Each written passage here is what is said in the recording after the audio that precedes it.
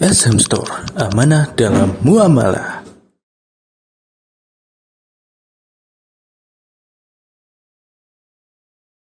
Warahmatullahi wabarakatuh.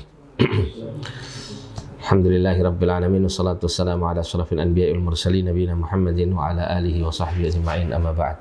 Kenapa? Oh, rambut. Enggak apa-apa, setel anyer. Nah, ikhwani fillah rahimani wa rahimakumullah. Alhamdulillah, ya, kita kembali dipertemukan oleh Allah untuk melanjutkan pembahasan kitab At-Tauhid Al-Muyassar. Kita masuk pada bab qawaidun muhimmatun fi babil asbabi. Qawaidu muhimmatun fi babil asbab. Kaidah-kaidah muhimmah apa? Penting fi babil asbab, dalam bab tentang kaitannya dengan sebab-sebab. Halaman 72. Silakan Ustaz Dedi untuk dibaca. Qawaidun muhimmatun fi babil asbabi. I'timadu fa'ili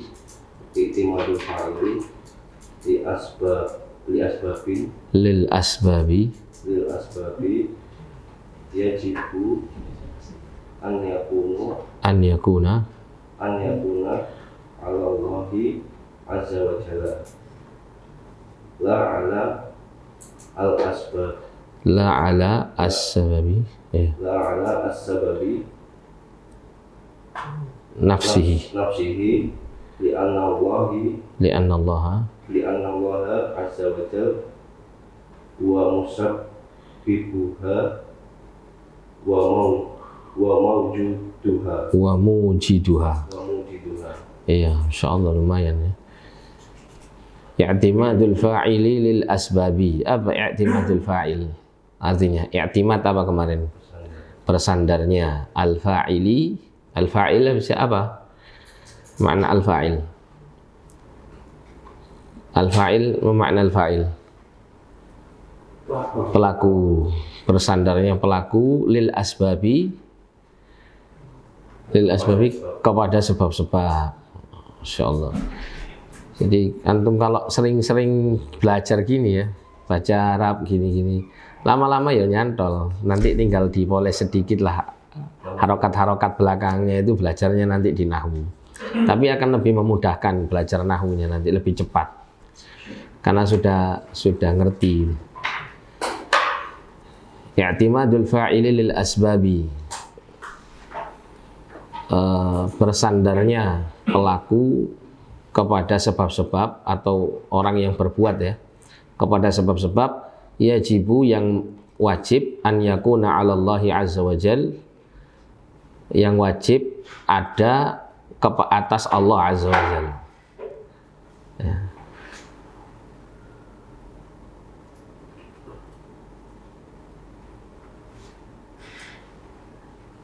La 'ala sababi nafsihi, tidak atas sebab itu sendiri.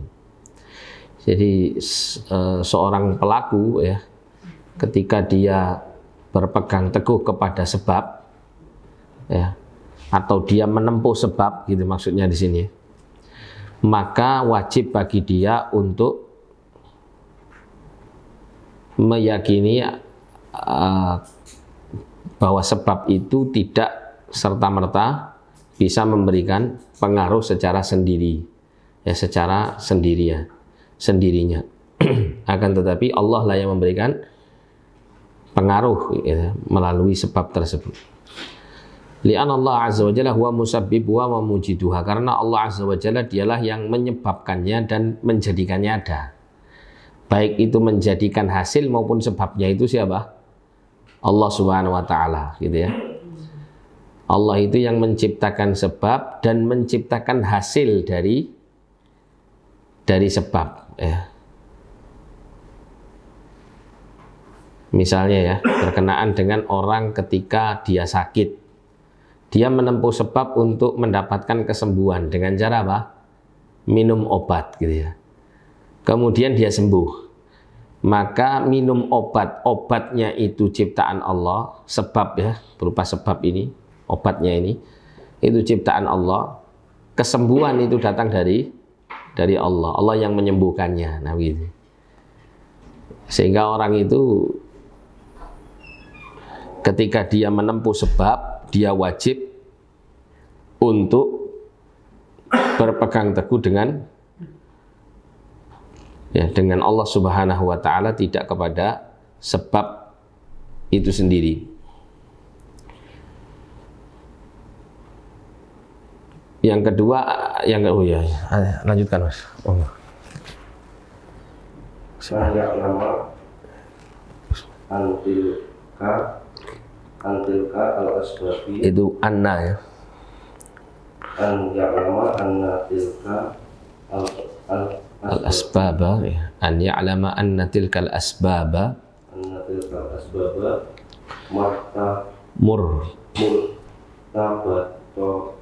murtabitatun biqada'illahi wa qadarihi ya.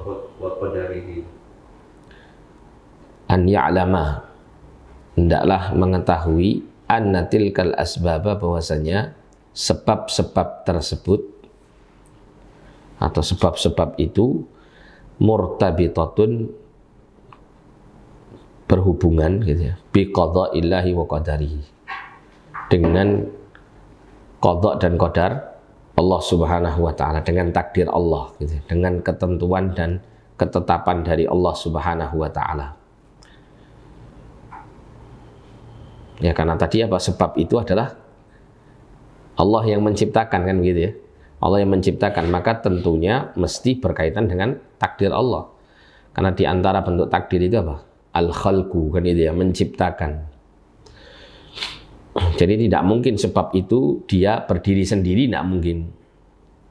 Mesti sebab itu berhubungan erat dengan takdir Allah karena dia diciptakan oleh Allah.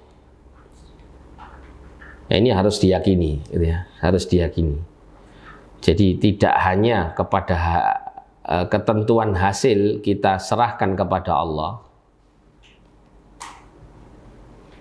akan tetapi apa? Yang wajib juga adalah kita mengetahui bahwa sebab yang kita tempuh itu sendiri juga berhubungan dengan takdir Allah Subhanahu wa taala. Ketiga, sekarang.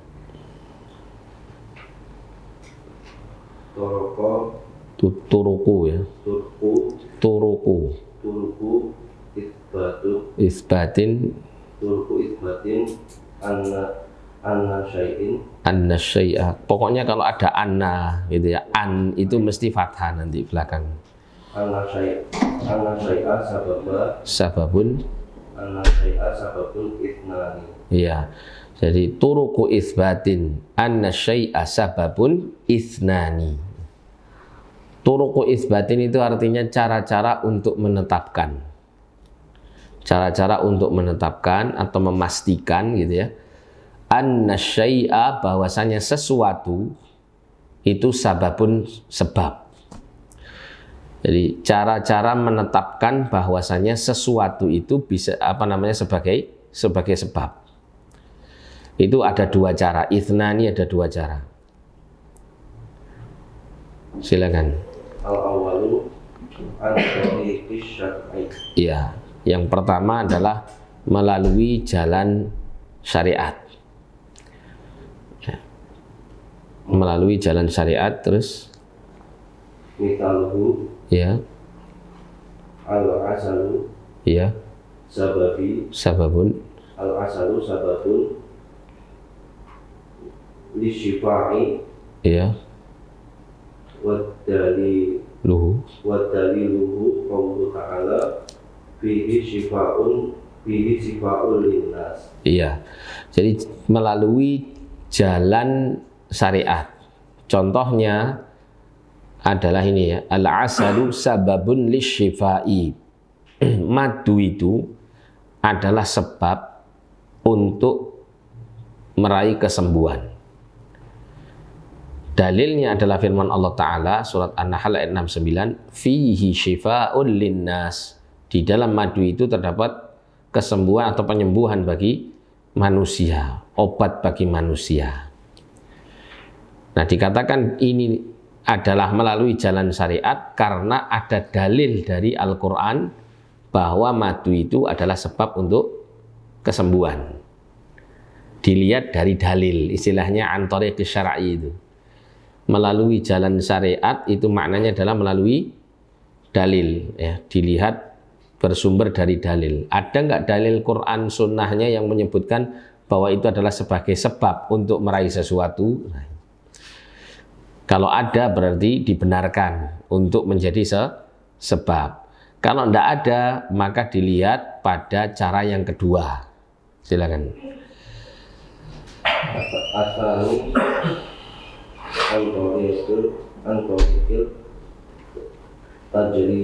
Antariqit tajrib, ya. Tajribati wa qadri wal qadari, ya, wal qadari. Yang kedua adalah melalui jalan tajribah. Tajribah itu percobaan. Wal qadari ketetapan. Seperti masuk al-qadar itu berkaitan dengan sunnatullah yang berlaku di seluruh makhluknya, itu al-qadar maknanya, sunnatullah, ya. Jadi melalui jalan percobaan dan ketetapan, gitu, ya. Misaluhu an-naru sababun lil ihraqi. Iya. Yang pertama ya sebabnya ya an-naru sababun lil ihraqi. Api itu menyebabkan kebakaran atau sebab terjadinya kebakaran. Nah, ini bisa diketahui ya, api itu sebab kebakaran adalah dari jalan tajribah, percobaan atau pengalaman gitu ya. Dan dari sebab al-qadar tadi. Apa al-qadar tadi itu? Sebagai sunatullah yang berlaku gitu ya. Sunatullah yang berlaku bahwa api itu bisa membakar. Bisa membakar. Silakan. Lakin la buddha fitori kit tajribati min tubuti sababiyatis syai'i tubutan zahiran ba'da mubasyaratihi. Iya, teruskan li'anna tubuta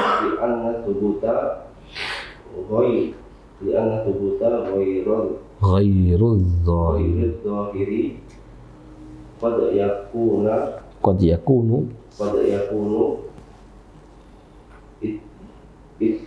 iddi'aan au wahman mislu az-za'mi mithlu az-za'mi anna lubsal hilqati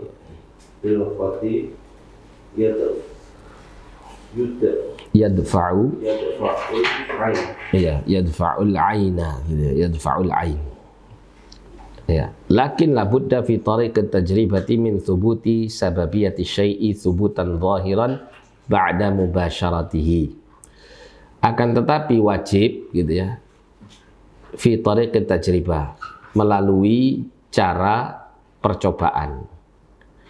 Min thubuti sababiyati syai', ya, pada kaitannya dengan menetapkan sebab, ya, sesuatu itu menjadi sebab dengan ketetapan yang zahir setelah berlangsungnya, ya, setelah berlangsungnya. Maksudnya bagaimana? Jadi untuk menetapkan sesuatu itu benar-benar sebab gitu ya, itu dengan cara thariqut tajribah, dengan cara melakukan percobaan kepadanya, penelitian percobaan kepadanya. Kalau di ya teliti atau diadakan percobaan pada sebab itu benar-benar dia menjadi sebab untuk menghasilkan sesuatu gitu ya, maka dia ditetapkan sebagai sebab yang mengantarkan orang itu kepada sesuatu tersebut. Misalnya tadi ya, an-naru sababun lil ihraq, api itu sebab untuk membakar ya, atau api itu sebab kebakaran misalnya. Bagaimana seseorang itu tahu kalau api itu sebab yang menjadikan sesuatu terbakar? Yaitu dengan jalan melakukan percobaan terlebih dahulu, dicoba dulu gitu. Ya, namun kalau di masa kita nggak perlu dicoba, kenapa? Karena orang-orang yang sejak zaman pertama dulu sudah mencobanya dan pengetahuan itu sudah berlangsung secara berlangsung secara apa namanya istilahnya dari dulu sampai sekarang, dan berlaku pula pada kebanyakan peristiwa-peristiwa kebakaran. Kita tahu karena apa? Karena memang demikian gitu ya. Api itu bisa membakar sesuatu. Termasuk juga misalnya haus gitu ya. Haus. Untuk mendapatkan tidak haus gitu ya. Apa tidak haus itu? Ya, untuk mendapatkan keadaan tidak haus berarti sebabnya harus minum. Nah itu berdasarkan dari apa? Berdasarkan dari pengalaman ya, mulai sejak kita bayi gitu kan. Pengalaman kita ketika haus, minum, hilang hausnya. Termasuk lapar gitu ya. Lapar, untuk menghilangkan lapar sebabnya apa? Sebabnya adalah dengan makan. Ya, atau segala sesuatu. Di alam semesta ini mesti Allah menciptakan sebab dan akibatnya gitu. Istilahnya kan gitu ya, bahasa sainsnya kan begitu. Ada sebab, mesti ada yang diakibatkan dari sebab tersebut. Nah, jadi untuk menetapkan bahwa itu adalah sebab yang nanti akan berakibat gitu ya, maka dia harus ditetapkan melalui jalan tajribah, pengalaman atau percobaan. Li'anna thubuta ghairu dhahiri ya. Li'anna thubuta ghairu dhahiri qad yakunu iddi'aan aw wahman mithlu za'mi anna lubsal halqati yadfa'ul ain. Jadi ats-tsubut ya, tetapnya sesuatu itu ghairu dhahir, enggak kelihatan ya. Sehingga apa? Sebab itu dia ditetapkan sebagai sebab, terkadang untuk menetapkannya itu enggak kelihatan, sehingga apa? Qad yakunu iddi'aan. Terkadang ya, sesuatu itu dikatakan sebab karena anggapan saja, bukan karena apa? Melalui jalan percobaan. Ya, jadi hanya sekedar anggapan. Iddi'aan itu apa ini? Pengakuan gitu ya. Pengakuan saja tanpa melalui percobaan, awahman atau anggapan. Keyakinan seseorang ketika menggunakan gelang dalam rangka untuk menolak penyakit ain. Nah, menetapkan gelang itu ya, atau menggunakan gelang itu untuk mengakibatkan atau menghasilkan perlindungan dari penyakit ain, maka ini butuh yang namanya apa? Tajribah, percobaan. Ya, percobaan. Nah, apakah didapati gitu ya, didapati melalui tajribah ini dan melalui ketentuan Allah Subhanahu wa taala sebagai sunatullah yang berlaku di alam semesta, bahwasanya menggunakan apa? Gelang itu bisa menolak penyakit ain. Jadi tentunya tidak kita dapati gitu ya. Tentunya tidak kita dapati. Ya, karena tidak ada unsur-unsur secara percobaan itu ditetapkan bahwa unsur-unsur pada gelang itu memang bisa menolak penyakit ain. Ya, sehingga tidak bisa ditetapkan menggunakan gelang ini bisa menolak penyakit ain. Artinya kalau orang itu menyatakan bahwa menggunakan gelang ini bisa menolak penyakit ain, berarti itu hanya anggapan saja. Hanya pengakuan, anggapan, tapi tidak bisa dibuktikan secara percobaan tadi, bahwa itu benar-benar menjadi sebab bisa menolak penyakit ain. Bisa dipahami enggak ini? Bingung ya? Enggak. Jadi ada dua jalan atau dua cara untuk menetapkan bahwa sesuatu itu adalah sebab. Melalui jalan syariat, yaitu dilihat dari dalil Quran Sunnah gitu ya. Kalau ada Quran Sunnah menyatakan itu sebab untuk ini, itu sebagai ini, sebagai itu, nah gitu ya. Maka ini adalah ketetapan yang wajib diyakini bahwa hal itu adalah sebab. Seperti tadi contohnya al-asalu sababun lisyifa. Madu itu adalah sebab untuk kesembuhan. Karena ada dalilnya firman Allah fihi syifa'un linnas. Di dalam madu itu ada penyembuh bagi manusia. Nah, kemudian ada yang kedua adalah jalan tajribah ya, melalui percobaan. Melalui percobaan dan melalui ketentuan Allah Subhanahu wa taala, ketetapan Allah Subhanahu wa taala yang berlaku di alam semesta. Seperti tadi, api itu sebab untuk membakar. Nah, pertanyaan saya, asal ini, madu ini bisa tidak ditetapkan sebagai sebab melalui antori tajribah? Bisa tidak kira-kira? Bisa. Kenapa? Karena banyak orang yang mengkonsumsi madu itu sembuh dari penyakit.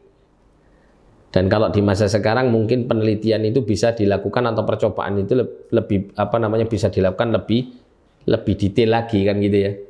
Dengan mengurai unsur-unsur yang terkandung di dalam madu. Apa saja unsur-unsurnya? Oh, ada unsur ini, unsur ini, unsur ini. Yang semua itu unsur-unsur itu bermanfaat betul untuk tubuh manusia agar menjadi sehat. Nah gitu. Sehingga lebih terbukti lagi gitu ya dengan cara melalui tajribah ini.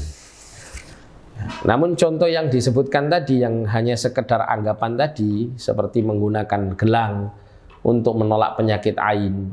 Nah, kita tahu penyakit ain itu kan penyakit yang tidak terlihat. Ya kan? Sehingga untuk menetapkan gelang itu bisa menolak penyakit ain, itu percobaannya pakai cara bagaimana? Kan nggak bisa toh, paham maksudnya ya? Bagaimana caranya untuk melakukan percobaan ini? Dan gelang itu kenapa dia bisa menyebabkan apa? Ain itu tidak menjangkiti orang yang mengenakannya. Apa yang menyebabkan gelang itu bisa menolak penyakit ain? Itu bisa nggak ditetapkan atau diteliti? Kan nggak bisa. Ya. Nah, sehingga ini hanya sekedar anggapan saja, tidak memungkinkan untuk ditetapkan sebagai sebab. Apalagi berdasarkan pengalaman-pengalaman orang menggunakan gelang itu, ada yang kena sakit, ada yang memang Allah takdirkan nggak kena sakit sehingga selamanya dia nggak sakit. Tapi bukan karena sebab penggunaan gelang itu. Kalau seandainya penggunaan gelang itu yang membuat sebab ya orang itu jauh dari penyakit ain, tentunya banyak orang menggunakan gelang itu yang tidak kena penyakit ain. Lebih banyak orang yang menggunakan gelang itu tidak penyakit ain daripada yang tidak menggunakannya. Nah, gitu. Tapi ternyata dalam pengalaman hidup manusia tidak seperti itu. Ya. Seperti contoh orang menggunakan jimat. Jimat ya.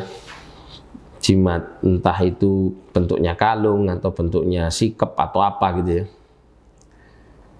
Itu apakah bisa ditetapkan sebagai sebab untuk menolak mara bahaya? Nah, kita lihat dulu dari sisi syariat. Sisi syariat sudah cacat. Kenapa? Karena Nabi mengatakan man ta'allaqa tamimatan ya wukila ilaihi atau kama qala sallallahu alaihi wasallam. Siapa yang menggantungkan tamimah ya, jimat, maka nasibnya serahkan kepada jimat tersebut. Maksudnya kondisi orang itu akan merugi karena apa? Karena dia tidak akan mungkin mendapatkan perlindungan dari jimat yang dia gunakan. Ya, itu dari sisi syariatnya sudah ada larangan di situ, sehingga tidak bisa jadi sebab secara syar'i. Coba mungkin bisa dilihat dari jalan tajribah. Nah sekarang coba kita teliti kertas misalnya, kertas atau benda-benda yang seperti batu akik dan semacamnya. Apakah benda-benda ini memang diciptakan sebagai sebab untuk mendapatkan perlindungan dari mara bahaya? Ya, ataukah tidak? Jawabannya mesti tidak. Kenapa? Karena gelang, kalung itu hanya sebagai aksesoris pada tubuh manusia yang jelas-jelas tidak mungkin untuk bisa melindungi diri yang menggunakannya, gitu ya. Wong dia sendiri saja, gelang itu sendiri, kalung itu sendiri, jimat itu sendiri, kalau dirusak atau dibakar tidak bisa melindungi dirinya. Ya, berbeda kalau misalnya Anda pakai helm untuk keselamatan kepala Anda. Nah, gitu. Apakah helm itu sebab untuk menyelamatkan kepala? Sebab enggak itu?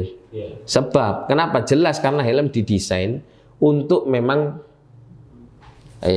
menutupi kepala dan melindunginya. Tapi sesuai dengan kadar kekuatan helm itu menurut sunatullahnya. Oh, helm ini dibuat dari misalnya dari plastik yang kualitas sekian. Berarti kekuatannya itu sekian. Kadarnya terukur gitu. Misalnya Anda beli helm yang harganya mahal dengan bahan-bahan yang pilihan. Tentu ini jauh lebih kuat, jauh lebih melindungi daripada Anda beli helm abal-abal gitu. Karena apa? Karena dari sisi materialnya juga sudah berbeda. Dalam melindungi kepala mesti yang mahal, yang terbagus itu yang akan lebih melindungi daripada yang lebih murah. Tapi kalau seandainya Anda beli topi atau peci, bisa enggak ini melindungi kepala Anda dari benturan, bisa enggak kira-kira? Enggak bisa. Padahal juga sama-sama diletakkan di kepala. Kalau ada orang berpikiran saya mengenakan peci ini bikin saya itu terlindungi dari mara bahaya. Nah, ini kan akal manusia atau menurut pengalaman dan percobaan manusia nggak mungkin mau peci dari kain gini bisa melindungi dari mara bahaya. Jangan kan untuk mara bahaya seluruh tubuhnya orang, untuk kepalanya saja nggak bisa melindungi dari mara bahaya. Untuk yang menimpa kepala itu nggak bisa melindungi, apalagi untuk seluruh anggota badan. Nah, maka yang seperti ini tidak bisa dijadikan sebab melalui jalan apa? Tajribah tadi. Bisa dipahami ya? Nah, seperti itu. Dari sisi jalan syariat tidak dibenarkan, dari sisi tajribah, pengalaman, ya, ini juga tidak, atau percobaan ini tidaklah, juga tidak bisa dibenarkan bahwa hal itu sebagai sebab untuk melindungi seseorang. Nah, kalau orang itu tetap menggunakan benda yang secara syar'i dan secara tajribah itu tidak dibenarkan sebagai sebab, dia yakini itu sebagai sebab untuk melindungi dirinya, maka yang seperti ini seakan-akan dia itu ada dua. Kalau dia menganggap bahwa itu memang sebab secara mandiri untuk bisa melindungi kepalanya, maka ini kesyirikan. Kenapa? Karena dia sudah menyematkan benda yang memang tidak jadi sebab untuk melindungi kepala, itu seakan-akan memiliki kekuatan gaib yang nggak kelihatan untuk bisa melindungi kepala. Karena secara zahirnya apa ini peci? Nggak bisa melindungi. Berarti apa? Keyakinan orang itu kalau mengenakan peci ini bisa melindungi, berarti ada kekuatan di dalam peci ini, kan gitu ya. Kekuasaan ya pada peci ini untuk melindungi orang yang menggunakannya. Berarti di sini telah menyandarkan sesuatu yang bisa memberikan pengaruh kepada seseorang tanpa melalui sebab. Dan ini hanya bisa dilakukan oleh Allah Subhanahu wa taala, tidak bisa dilakukan oleh makhluk yang lain. Ya, Allah itu bisa menyelamatkan seseorang hatta tanpa dia mengambil sebab. Ya. Allah bisa menolong seseorang. Misalnya ada orang itu yang kemudian kebakaran di dalam rumahnya, dia tidak bisa keluar. Terus dia berdoa mohon kepada Allah agar Allah menolongnya.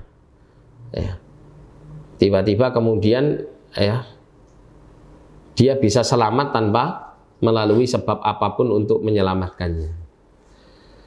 Ya, dengan izin Allah dia tiba-tiba kemudian berada di tempat yang lain misalnya. Nah, siapa yang memindahkan dia?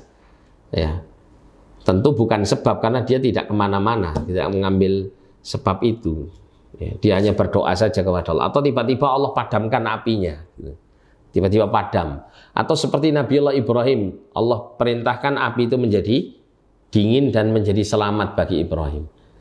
Nah, ini tidak ada unsur atau pihak-pihak lain yang membuat api itu bisa sedemikian rupa sehingga membuat orang yang terbakar itu selamat kecuali Allah gitu. Karena Ibrahim sendiri nggak mengambil sebab apa-apa kecuali apa? Berdoa saja, minta sama Allah SWT. Demikian pula Allah ketika memerintahkan api itu menjadi dingin juga tidak melalui sebab. Tidak melalui sebab Allah perintahkan misalnya, atau Allah menakdirkan nanti ada pemadam kebakaran lewat terus disiram gitu. Enggak. Ya, sehingga pihak yang bisa memberikan pengaruh tanpa sebab itu Allah SWT. Kalau orang itu kemudian meyakini benda-benda tertentu memiliki kekuatan ya, untuk melindungi dirinya atau mendatangkan kebaikan bagi dirinya, berarti dia telah menyematkan salah satu bagian dari kuasa Allah yang hanya dimiliki oleh Allah saja, yaitu apa? Memberikan pengaruh tanpa sebab. Bisa dipahami ya? Dan inilah letak kesyirikannya di sini. Kita tahu namanya syirik itu apa? Menyamakan selain Allah dengan Allah di dalam hal yang menjadi kekhususan bagi Allah. Ya. Nah, di antara kekhususan Allah itu adalah kudrahnya Allah, kuasanya Allah untuk menjadikan sesuatu tanpa menempuh sebab. Allah itu idza arada syai'an an yaqula lahu kun fayakun, kan begitu. Allah kalau menginginkan sesuatu itu terjadi, cukup Allah mengatakan kun. Ya, tidak perlu mengambil sebab-sebab yang lain. Cukup Allah katakan jadilah, langsung jadi tanpa sebab. Ya. Nah, terus kalau orang itu meyakini peci tadi, ini peci ini punya kekuatan yang bisa menolong dia, melindungi dia dari mara bahaya, berarti dia telah menyematkan kuasa yang seharusnya hanya dimiliki oleh Allah kepada apa? Peci tersebut. Yang mana peci ini jangankan untuk menjadi musabbibnya, musabbibnya atau mujidnya untuk menghasilkan sesuatu. Sebagai sebab saja tidak pantas gitu. Sebagai sebab saja untuk mendapatkan perlindungan dari Allah ini enggak pantas gitu. Ya, bisa dipahami ya? Nah, begitu. Nah, kalau syirik kecilnya itu ketika seseorang menganggap ini sebab saja. Saya mengenakan peci ini sebab untuk mendapatkan pertolongan Allah, perlindungan Allah dari mara bahaya. Nah, ketika seseorang menetapkan ini sebagai sebab untuk mendatangkan pertolongan Allah, dilihat dari cara syar'inya, nggak ada. Nggak ada Allah perintahkan untuk menggunakan peci yang disuruh ya menggunakannya atau dituliskan di atasnya tulisan-tulisan lafaz Arab gitu ya, untuk bisa mendatangkan apa? Pertolongan dan perlindungan dari Allah. Secara syar'inya nggak ada. Secara tajribahnya juga nggak ada. Gitu. Kenapa? Karena dia bukan benda yang memang layak untuk menjadi pelindung bagi dirinya. Beda kalau misalnya orang dalam perang, dia menggunakan baju zirah itu ya, baju perang yang terbuat dari besi. Nah, itu secara tajribah, percobaan atau penelitian memang benar, besi itu kalau dibuat untuk baju gitu ya, dalam melindungi diri dari serangan-serangan musuh, terutama serangan dengan senjata seperti pedang dan semacamnya, itu memang sangat bermanfaat, berfungsi sekali untuk melindungi badan, atau paling tidak mengurangi daripada luka-luka yang diakibatkan oleh sayatan pedang dan semacamnya, karena ada pelindung berupa baju besi. Ya, tapi kalau kemudian menggunakan rompi Ontokusumo, ya, Rompinya ini diyakini bisa mendatangkan apa? Kekuatan. Ya, diteliti ini rompi biasa, ini kain ini gitu. Bukan kain yang sekarang dijual itu kan ada ya, baju yang dirobek sama pedang atau sama pisau itu nggak robek-robek itu. Karena memang dari bahan materialnya yang memang seperti itu gitu ya. Bukan karena itu, tapi memang dilihat kainnya kain biasa. Artinya kalau digunting pun sama orang langsung pada saat digunting itu ya benar-benar kegunting gitu. Tapi terus diyakini itu bisa melindungi dirinya dari mara bahaya. Nah ini jelas menjadikan sebab yang bukan sebab. Dan yang seperti ini dikatakan syirik kecil karena dia wasilah menuju syirik besar. Ketika rompi Ontokusumonya ketinggalan di rumah, sudah was-was dalam hatinya, waduh ini gak selamat aku, gitu, gak menggunakan apa? Iya rompinya. Akhirnya apa? Tawakalnya, ketergantungan hatinya, pasrahnya kepada si rompi itu, bukan kepada Allah Subhanahu Wa Taala. Nah itulah yang akan menjadikan orang itu kemudian terjerumus dalam syirik besar. Jadi antum kalau mau menjelaskan ya tentang kaitannya dengan hal-hal seperti ini, antum jelaskan seperti ini supaya orang paham. Karena terutama mereka itu punya keyakinan pakai jimat atau semacam tulisan Arab dan seterusnya. Itu mereka tidak mungkin punya keyakinan bahwa tulisan-tulisan itu bisa mendatangkan kekuatan dengan sendirinya, enggak. Tapi mereka berkeyakinan bahwa tulisan-tulisan jimat dan seterusnya semua itu adalah sarana dia untuk mendapat pertolongan Allah. Yang ini masih dalam kategori syirik kecil. Cuman jelaskan bahayanya syirik kecil seperti tadi. Bahwa syirik kecil itu akan mengarah kepada syirik besar yang terkadang orang itu tidak menyadari dan tidak merasakannya. Kalau sudah seperti itu bisa keluar dari Islam tanpa dia sadari. Itu bahayanya. Nah, sampai sini